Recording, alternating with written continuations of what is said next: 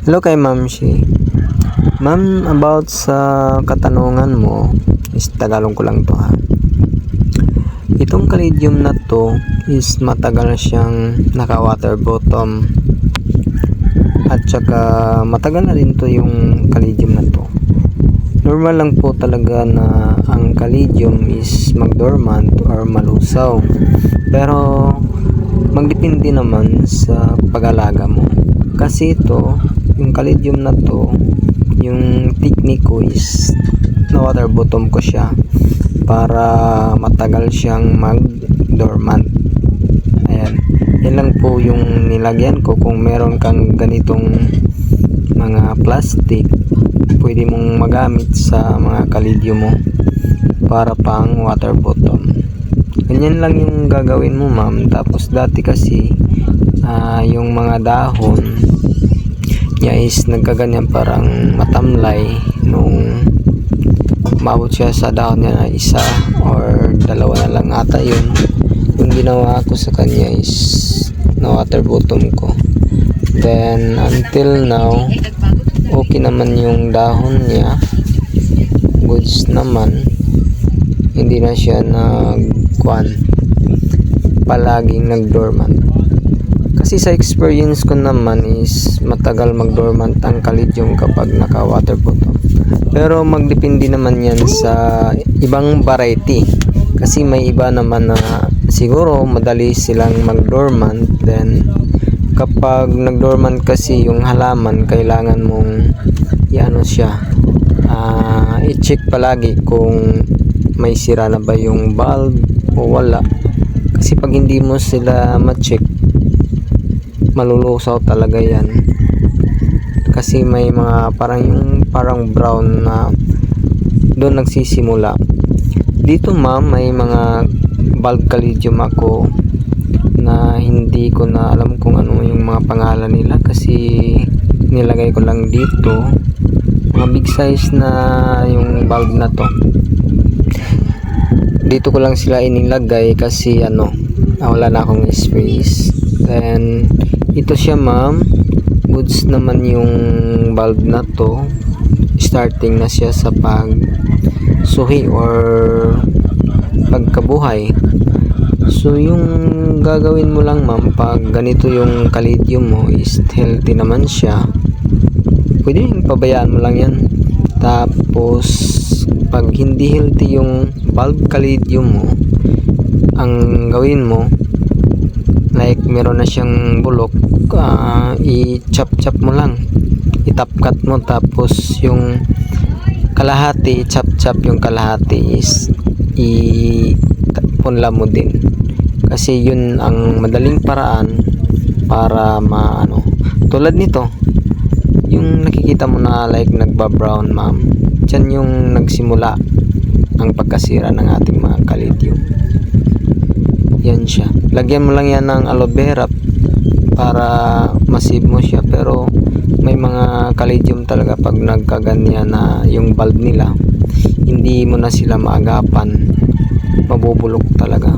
Parang tao lang din pala yung Caladium kasi pag tumanda na sila, yung bulb nila is once na nag-brown yan, mabubulok at mabubulok talaga yan.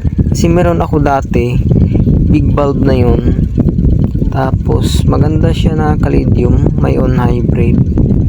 Pagtingin ko sa kanya is may bulok na, hiniwa ko lang yung bulok kasi akala ko maagapan pa, until linagyan ko siya ng aloe vera.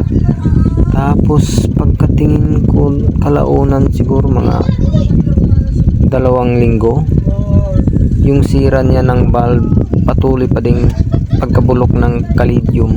Kaya until pinabayaan ko na lang hanggang nalusaw talaga siya lahat. Doon ko na experience na ang Caladium parang tao lang din pala.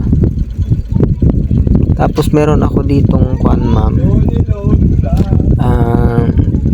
si Blood Moon na Caladium. Nag-dormant na to ma'am, tapos hindi ko pa na uproot. Ngayon i-uproot ko siya para makita mo yung niya. It's itsura niya, kung healthy pa ba siya o hindi na. Matagal na din kasi itong nag-dormant, tapos itong Caladium na to is ano yan din, naka water bottom. Matagal na din yan hindi siya nagdo-dormant. Tapos balik tayo dito ma'am. Itong Caladium na to, malapad yung dahon na to, tapos maganda din to. Napakaganda ng Caladium na to. Lagay ko lang yung picture niya. Maganda yung Caladium na to eh, red na red. Ayan, yung bulb niya ma'am is healthy naman. Hindi siya nabulok kasi first time pa niyang magkuan. Tawag nito, mag-dormant.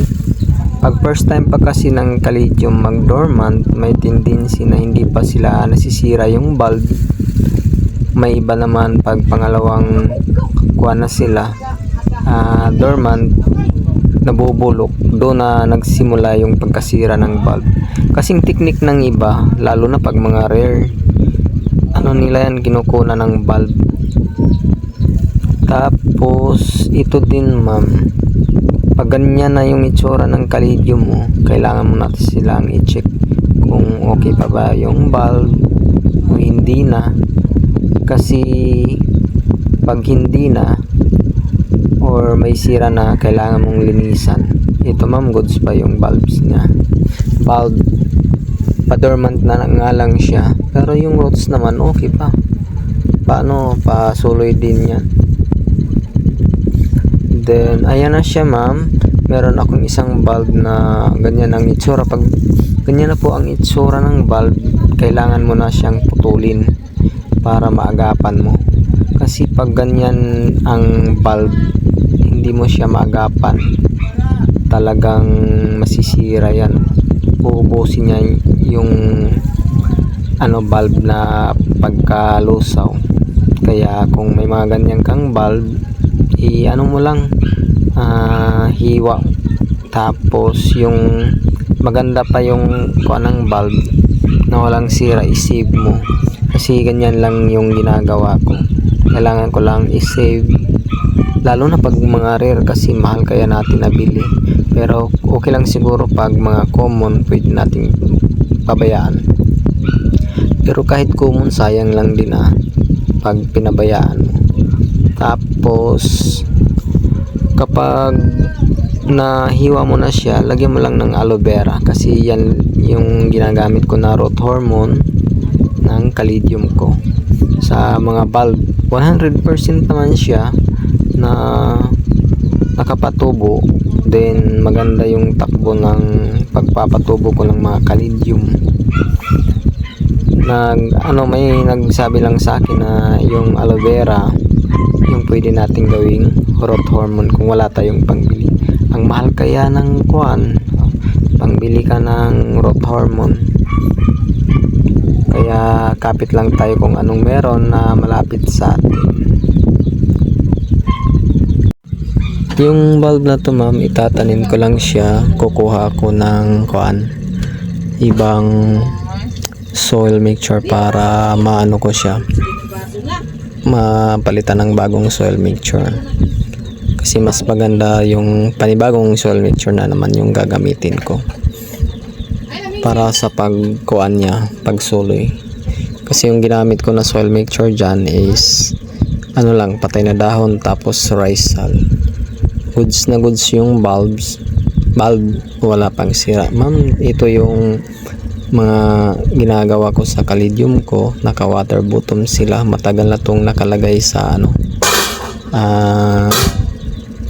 ganyang style na pang water bottom. Nilalagyan ko lang ng yung pangpatay sa lamok para hindi makapangitlog yung lamok. Matagal na yan ma'am, hindi sila nag-dormant hanggang nagsuhi na. Ganyan lang po yung style kung gusto mong hindi ka palaging nagbubuhos ng tubig. Kasi pag ginanyan natin yung Caladium naka water bottom, sa experience ko, ang tagal talaga nila tawag nito, dormant, kisa walang